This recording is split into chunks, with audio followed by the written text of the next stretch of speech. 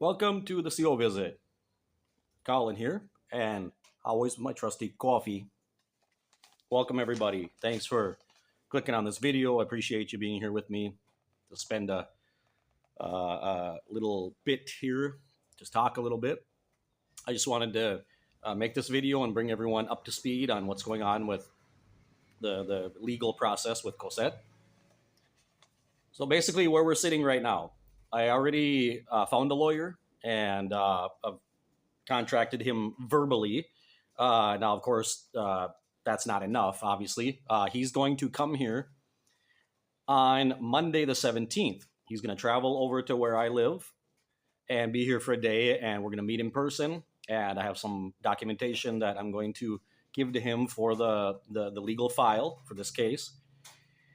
And which is, of course, is necessary. And I'm going to sign the basically contract and the legal power to him so that he can represent me, which has to be done as well, and get the balling rolling on this thing. So basically, that's where we're sitting right now.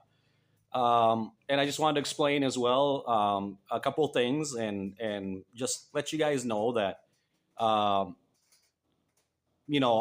just want to make sure that nobody thinks that I'm expecting everybody else to pay for this process. Okay, I am and will be spending my money, and I have been. But in this case, guys, this is one of those situations that nobody plans for.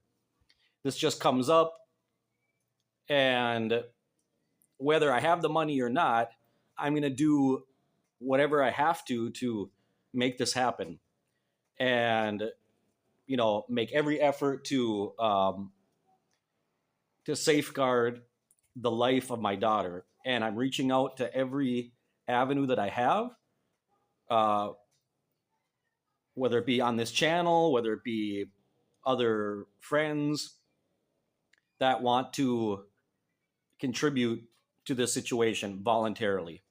And so I've already talked with the lawyer. He gave me a detailed breakdown, basically, of the cost of this process, because there's several stages to it, and there's several things going on where they have to make basically a denouncement in the child protection services and in the I don't know what you would call it. I don't know how this translates to English. The Fiscalia, which is the prosecutor's office, basically, or something along that lines, like the prosecutor, about the situation of abuse, whereas it's the route we're going with this on, and also the suspension of the child support. Not that I won't be paying child support, but we're going to suspend that to my oldest daughter, who's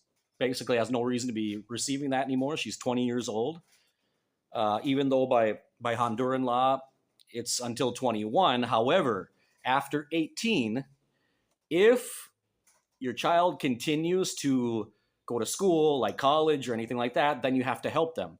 That's what it was based on. She's still receiving child support because supposedly she was going to go to college. She never did. She's not doing anything. And she's working. She has this job. She works at a clothing store or something. So she has income. So there's no reason for me to be, basically supporting her completely. So I'm going to get that suspended from her, get that canceled. And I'll just be paying child support to Cosette, but I want to pay it directly to her, or we're going to give the legal power to somebody else that's not the mother to be receiving that money, because she's misadministering it. She's not spending the money on Cosette like she should be, and Cosette is basically being neglected. And so I'm going to get that changed so that it's not to the mother anymore. But I want Cosette obviously to keep receiving it because she's still underage.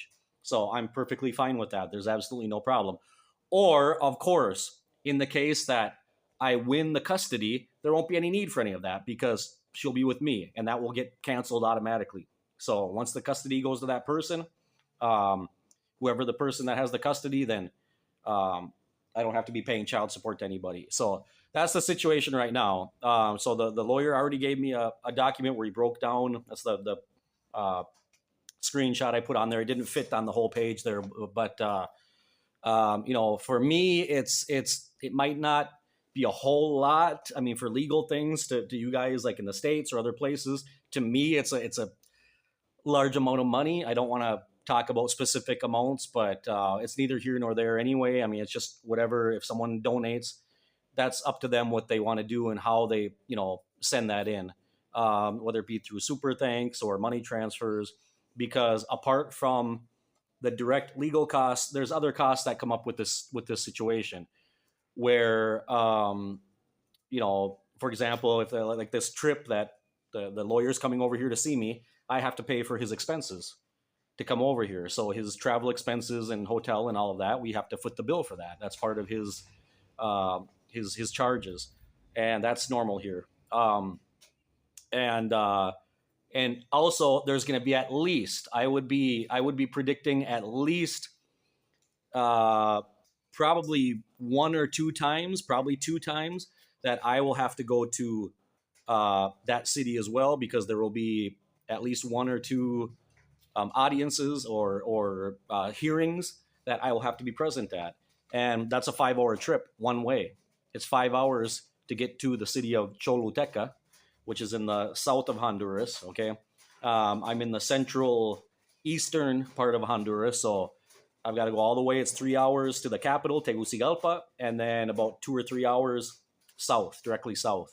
Got to make this like L and go down there. So all that indicates costs, gasoline, food, hotel, all of that. So that's the situation right now, guys. I want to also make a shout out and thank the people who donated via super thanks or super chat. And there was one person that did it through a different means, but that person wishes to remain anonymous, so I respect that, but I'm still going to make the shout out to the anonymous person. So I just want to mention these, and you can see them, in the comments.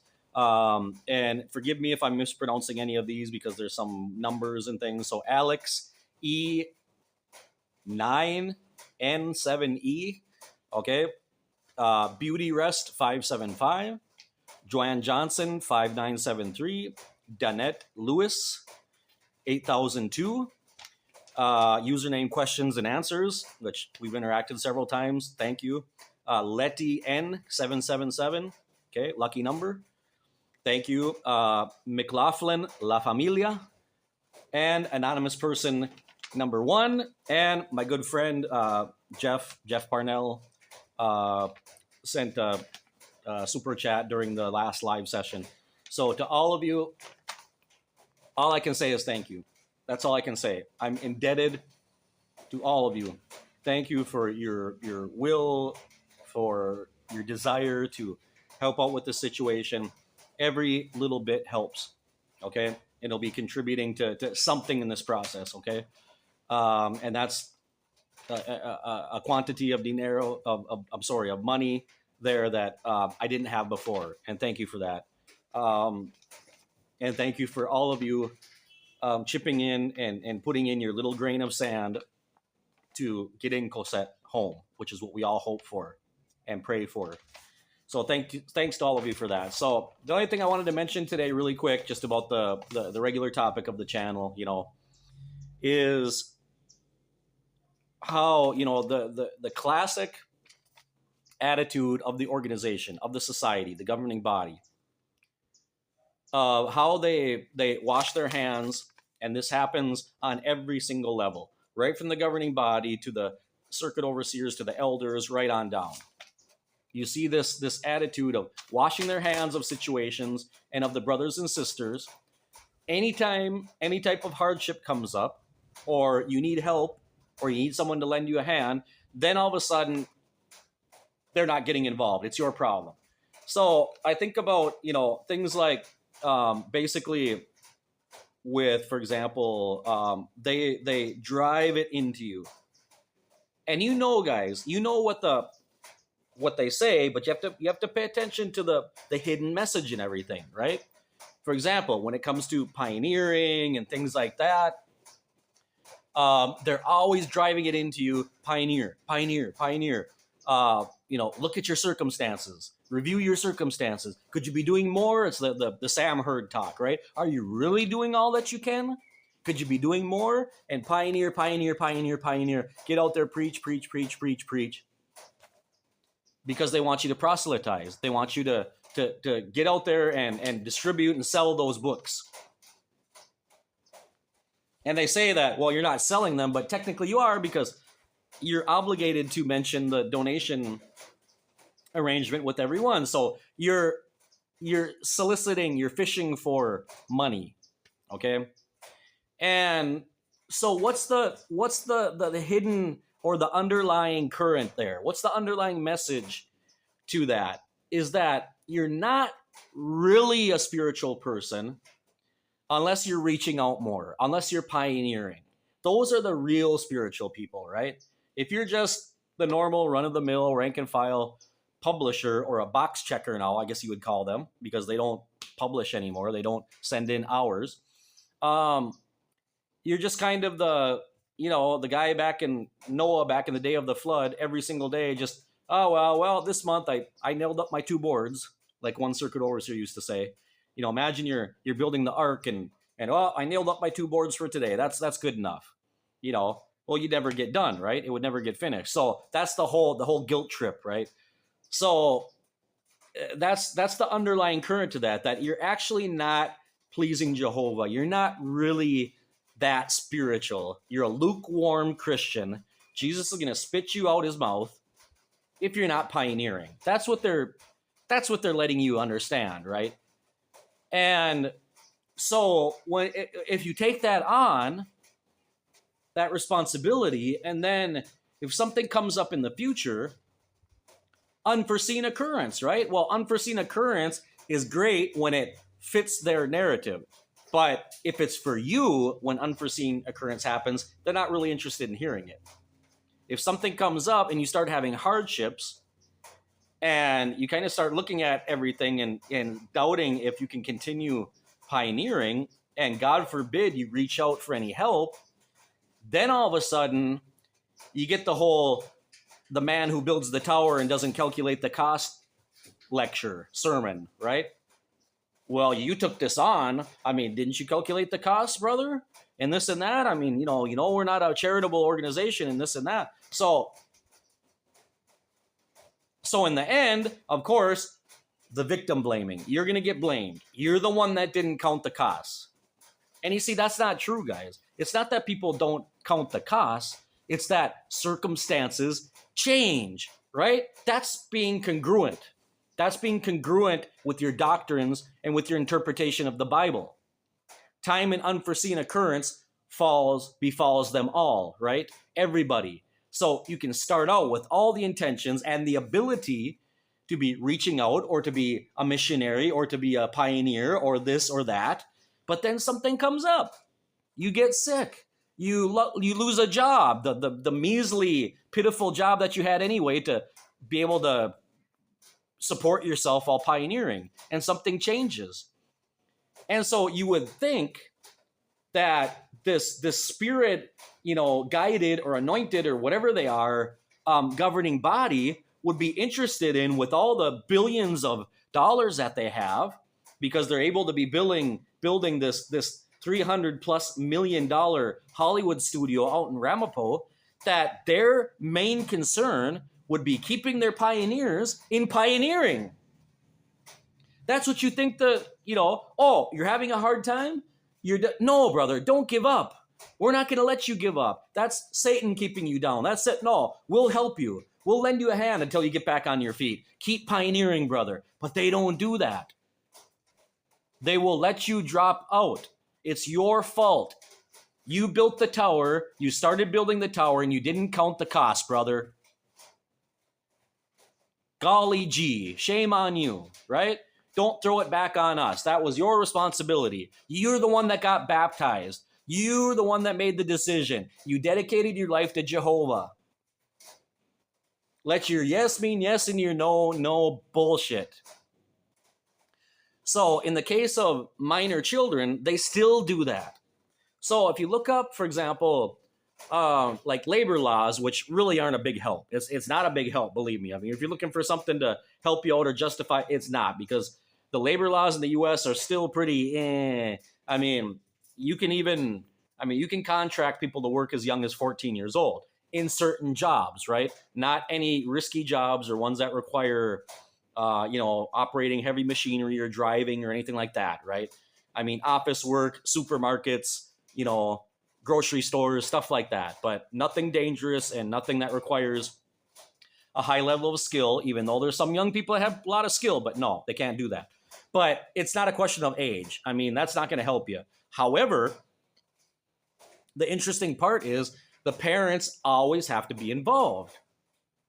If a minor child is going to get contracted by a company to work, the parents have to sign off for them. Okay, they have to be. So there's a shared responsibility there, because you can't dump it all on the kid if something happens later on. And that's what the Watchtower does. That's what they did with my daughter.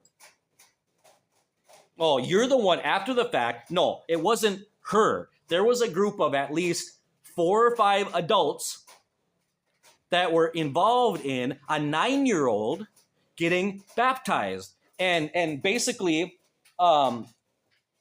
signing off on basically an oral contract with a real estate company. That's what it was. And so after the fact, now that she gets to the age of 16, 9 to 16, big difference, cognitively, mentally, reasoning abilities, she decides, I don't want to do this. And you know why? Because of them. That's what they don't see. They don't see their own actions. She can see in her own family the hypocrisy, the hate, the judging, the gossiping, all that stuff. And she's like, this is not Christian. I don't want to be a part of this. This is false. And so she makes the decision to walk away from it. And now it's her fault. Oh, you made that decision. You dedicated your life to Jehovah. No, and a group of adults coerced, manipulated emotionally a 9-year-old to get baptized. That's what happens, guys. That's the reality of it. But you see, they're so blinded. And also, it's not 100%, guys. It's not 100% the brainwashing and everything from the Watchtower. This is just how these people are. And lots of witnesses are this way. They're arrogant. They're mean. They're hateful. And they have no natural affection or empathy for anybody else. They simply don't care. They're narcissistic. And so now, of course, that you wanted to walk away from it, it's your fault. Oh, that's all on you now. Oh, we didn't. Oh, that was your decision. That's between you and Jehovah. Oh, how easy it is, isn't it? It's so easy to just wash your hands and walk away and use this convenient excuse that now the person's no longer a servant of Jehovah. I have no responsibility towards you now anymore. From literally one day to the next. Yesterday, you're my responsibility. You're my child or my nephew or niece or whatever that I would help. I would do anything for. But then all of a sudden, you left Jehovah. Now today, you're nothing. And you know why people do that? It's because they don't love the person to begin with. There is no love there. There's no true love there, because love doesn't do that. Love doesn't just drop a person from one day to the next. Yesterday I loved you. Today you're nothing to me. I feel nothing. And not only that, it's your fault. That's the situation we're looking at right now, guys. That's the reality.